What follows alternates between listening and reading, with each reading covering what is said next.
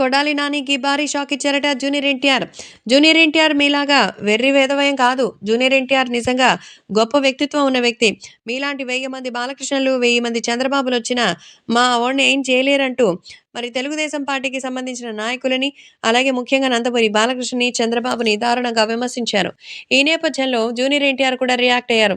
మరి తెలుగుదేశం పార్టీ నాయకులు ఆయన పేరు చెప్పుకొని పబ్బం గడుపుకుంటున్నారంటే, ఇప్పుడు ఆయన రంగంలోకి దిగి తెలుగుదేశం పార్టీకి ప్రచారం చేయాలనుకుంటున్నారట. రాబోయేటువంటి ఎలక్షన్స్, అసెంబ్లీ ఎన్నికలు దగ్గర పడుతున్న తరుణంలో వాళ్ళకి సపోర్ట్ చేయడం అనేది మన బాధ్యతగా ఆయన అనుకుంటున్నారు. అందుకే తెలుగుదేశం పార్టీకి అండగా ఉండాలనైతే నిర్ణయం తీసుకున్నట్టుగా అయితే తెలుస్తోంది. కాబట్టి సోషల్ మీడియాలో సైతం ఈ విషయం ఎంతో వైరల్ అవుతోంది. అలాగే అభిమానులు కూడా వీటికి సంబంధించిన పలు విషయాలు తెలుసుకొని ఎంతగానో షాక్‌లో ఉన్నారట. కాబట్టి ఇప్పుడు సోషల్ మీడియాలో సైతం ఈ విషయం సెన్సేషనల్‌గా మారుతోంది. ఇక అభిమానులు కూడా వీటి గురించి తెలుసుకొని ఎంతగానో షాక్ అయిపోతున్నారు. అంతేకాకుండా సంచలనమైన నిర్ణయం తీసుకున్నట్టుగా కూడా తెలుస్తోంది.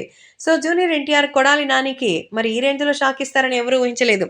ఎన్టీఆర్‌కి రాజకీయం అంటే ఇష్టం లేదు. అందులోనూ చంద్రబాబు, బాలకృష్ణ అంటే అసలు ఇష్టం లేదు. ఒకప్పుడు బాలయ్య అంటే అభిమానం ఉండేది. కానీ ఇప్పుడు లేదు అని అంటున్నారు. కానీ ప్రతి ఒక్కటి కూడా అక్కడ తినాలని, వాటికి సంబంధించి జాగ్రత్తలు తీసుకోవాలని రాజకీయ నాయకులు కోరుకుంటారు. కానీ ఎన్టీఆర్ అలా కాదు.